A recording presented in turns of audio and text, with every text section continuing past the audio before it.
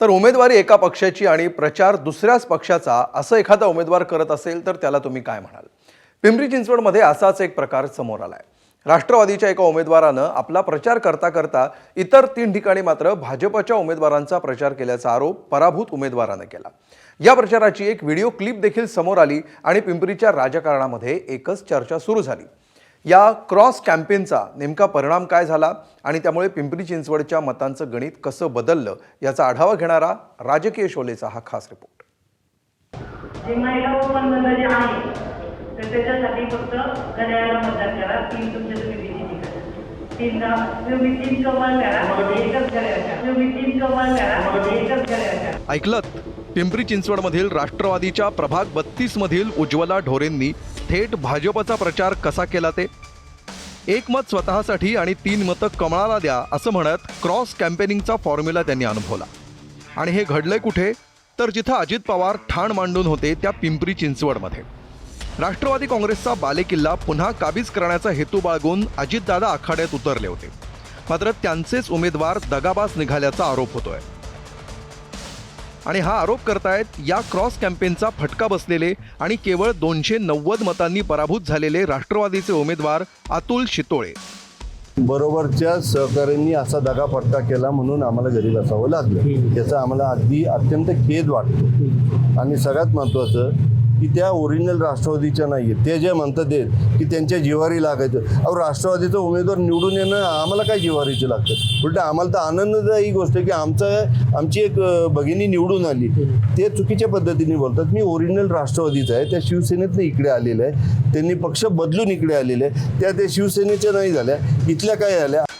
तर आपला विजय पचनी न पडल्यामुळं शितोळेंनी AIचा वापर करत हा व्हिडिओ बनवल्याचा पलटवार ढोरेंनी केलाय।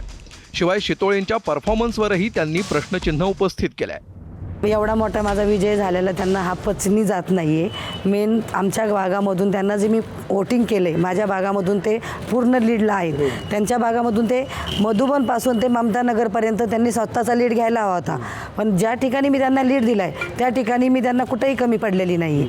आणि हे AIचा जमाना आलेला आहे, त्याच्यामध्ये लोक काही करू शकतात। ज्या ठिकाणी जाऊन पाहतात त्या ठिकाणच्या जनतेचा विचारात घ्या की आज ती व्हिडिओ पूर्ण नाही आहे आणि त्या ठिकाणी ते जनतेला तुम्ही विचारा, जनतेला विचारा की ते त्यांचं म्हणणं काय आहे, त्यावेळेस तुम्हाला कळन ती गोष्ट सगळी। हा प्रकार ज्या प्रभाग क्रमांक 32 मध्ये झाला तिथं ढोरे वगळता इतर 3ही भाजपचे उमेदवार निवडून आले। मात्र असाच प्रकार इतरही प्रभागात झाल्याची चर्चा आहे।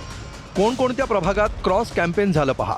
भाजपचे 3 आणि राष्ट्रवादीचा 1 नगरसेवक असलेले प्रभाग आहेत प्रभाग क्रमांक 1, 7, 8, 12, 18, 19, 22, 23, 27, 31 आणि 32।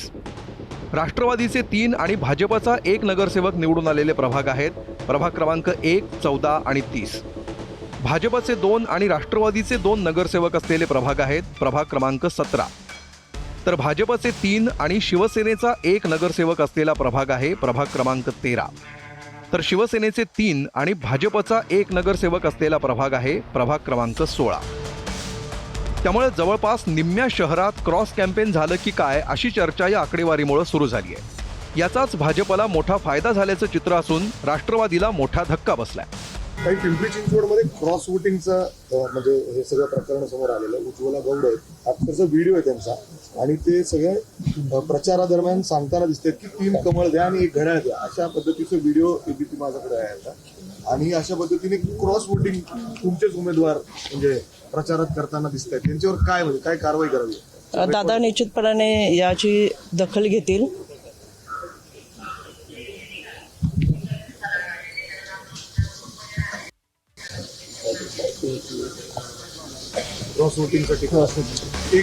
या प्रकारामुळे अजित पवारांच्या राष्ट्रवादीला 65ची मॅजिक फिगर गाठता आली नसल्याचं चित्र आहे। आगामी जिल्हा परिषद निवडणुकीत हे प्रकार टाळण्यासाठी अजितदादांकडून रणनीतीत काही बदल केला जातो का याची आता उत्सुकता आहे। नाझीम मुल्ला, ABP माझा, पिंपरी चिंचवड। ABP माझा, उघडा डोळे बघा नीट।